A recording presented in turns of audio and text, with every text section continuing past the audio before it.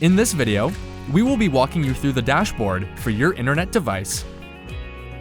The dashboard makes it easy for you to find all the important information regarding your device in one convenient location.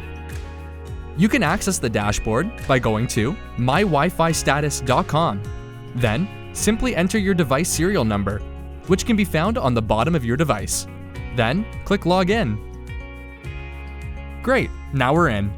Let's go through each of the sections found on the dashboard. First, we have the usage section. This allows you to easily gauge how much internet data you've used this month. Second is the connection status section. Here you can find what network your device is connected to, as well as the signal strength. This will give you a good idea of which network carrier works best in your area. Third is the profile section. This is where you can find your device's SN number and the internet plan you're subscribed to.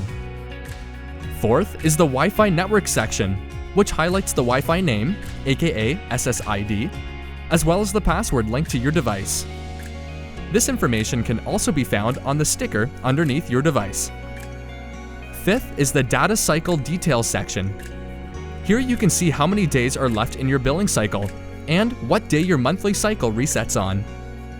Finally, there's the device details section, which displays your device type, as well as the current version of your device.